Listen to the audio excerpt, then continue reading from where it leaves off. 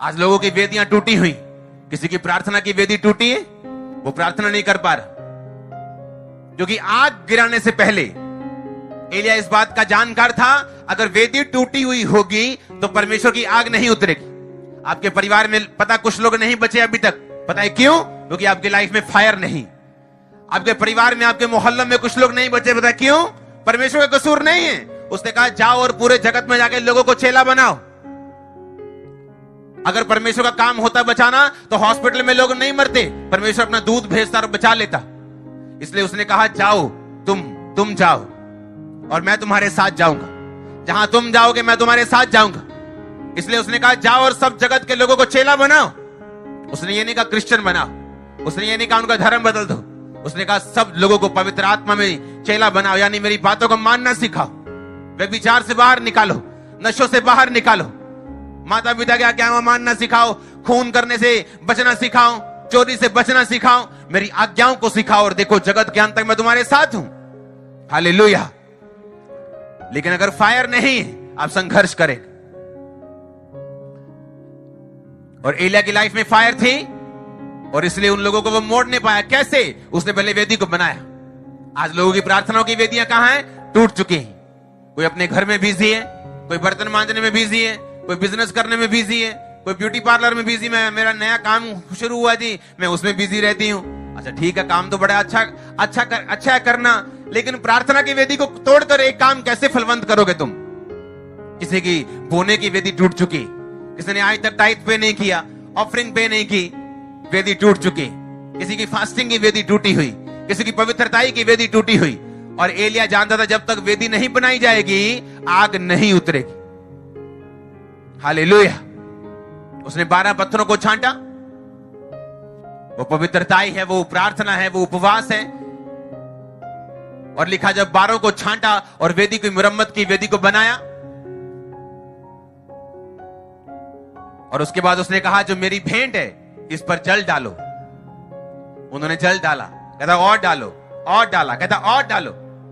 उसने इतना पानी भरवाया कि वो सारा कुछ पानी के अंदर भीग गया। आप जानते हो उसने पानी के अंदर क्यों भिगवाया उसको? यीशु मसीह ने कहा था अगर तुम परमेश्वर के राज्य में प्रवेश करना चाहते हो तो जब तक तुम जल और आत्मा से नहीं जन्मोगे मेरे राज्य में प्रवेश नहीं कर पाओगे। क्या है उसका राज्य? दुष्ट आत्माओं से छुटकारा, बीमारियों से छुटकारा, स्वर्गीय जीवन, शांति वाला जीवन जो कोई नहीं दे सकता। इंस्टाग्राम पे 14 मिलियन फॉलोअर्स भी नहीं दे सकते। अगर दे सकते होते तो लोग सुसाइड ना करते। अगर पैसा दे सकता होता तो वो सुसाइड ना करते। पॉपुलैरिटी दे सकती होती तो सुसाइड ना करते। अच्छी बॉडी दे सकती होती तो वो सुसाइड ना करते। उसने कहा अगर तू जल और आत्मा से नहीं जन्मेगा मेरे राज्य में प्रवेश नहीं कर सकता। जब एक गर्भवती औरत डॉक्टर के पास जाती, डॉक्टर बोलता है आपके गर्भ में जो बच्चा है ना वो पानी कम हो गया, खतरा हो गया आपको। क्योंकि गर्भ में जो बच्चा होता है वो पूरा पानी से छुपा होता है। और इसलिए लेडी बोलती है हाँ एंड के टाइम में वो थैली फट जाती है और बेबी का जन्म होता है। हाँ, वो कहां होता है? पेट में, पानी से घिरा हुआ। पता है क्यों परमेश्वर ने ऐसा बनाया? क्योंकि आपको भी शारीरिक जन्म के लिए जैसे पानी से घिरा होना जरूरी रहता है, आत्मिक जन्म के लिए भी आपको डुबकी वाला बपतिस्मा लेना जरूरी होता। आपको मालूम? उसको मालूम था जब तक मैं तौबा नहीं करूंगा, वेदी नहीं बनाऊंगा, आग नहीं उतरेगी। अब तौबा कर ली, वेदी बना ली, अब क्या? अब बपतिस्मे की बारी थी। उसने कहा इतना पानी भरो कि पूरा पानी के अंदर ये भर जाए। उसने ये नहीं कहा कि थोड़ा सा छिट्टा मार दो और पानी उंडेल दो। आप जानते हैं मैं पेंटिकोस्टल नहीं हूं, आपको मालूम है कि नहीं? मैं पेंटिकोस्टल प्रचारक नहीं हूं। मैं सबसे प्यार करता हूं।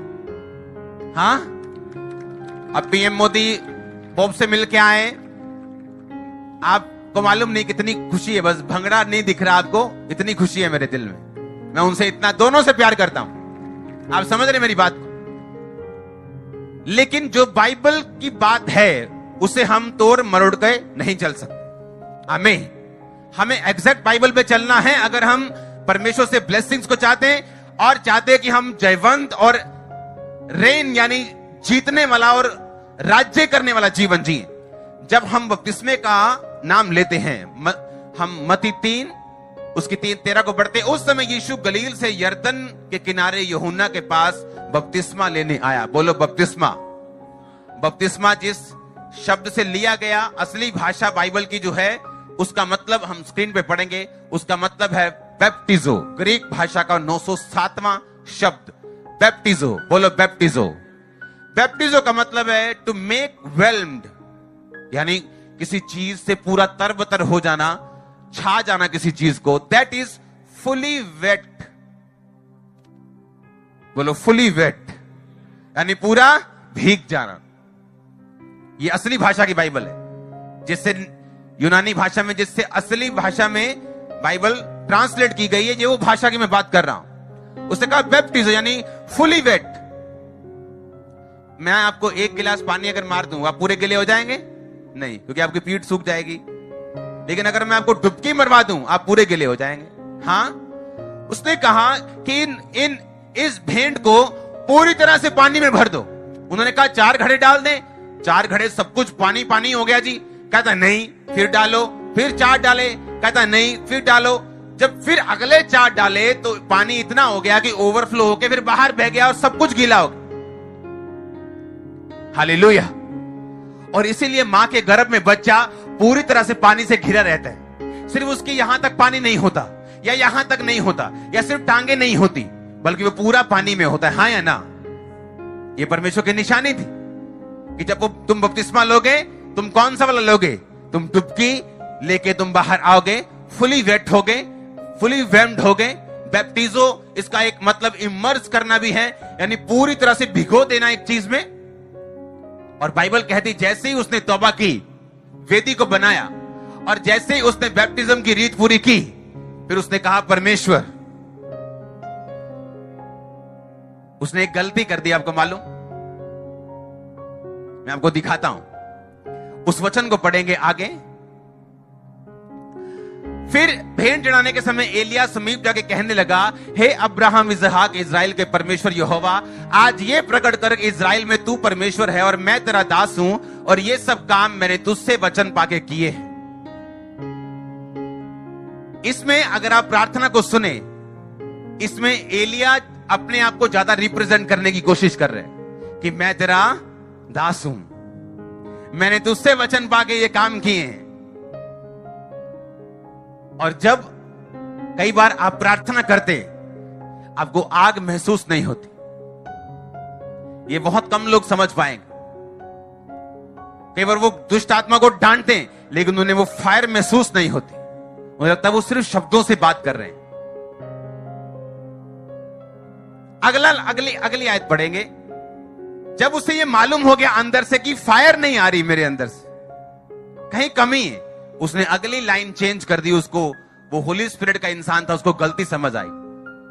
फिर उसने कहा, हे यहोवा।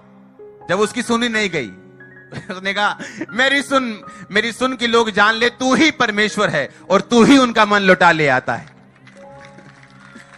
हालेलुया। मैं आपको दिखाता हूं। उस वचन को पढ़ेंगे आगे। फिर भेंट चढ़ाने के समय एलिया समीप जाके कहने लगा, हे अब्राहम, इसहाक, इजराइल के परमेश्वर यहोवा, आज ये प्रकट कर इजराइल में तू परमेश्वर है और मैं तेरा दास हूं, और ये सब काम मैंने तुझसे वचन पाके किए हैं। इसमें अगर आप प्रार्थना को सुने, इसमें एलिया अपने आप को ज्यादा रिप्रेजेंट करने की कोशिश कर रहे हैं कि मैं तेरा दास हूं, मैंने तुझसे वचन पाके ये काम किए हैं।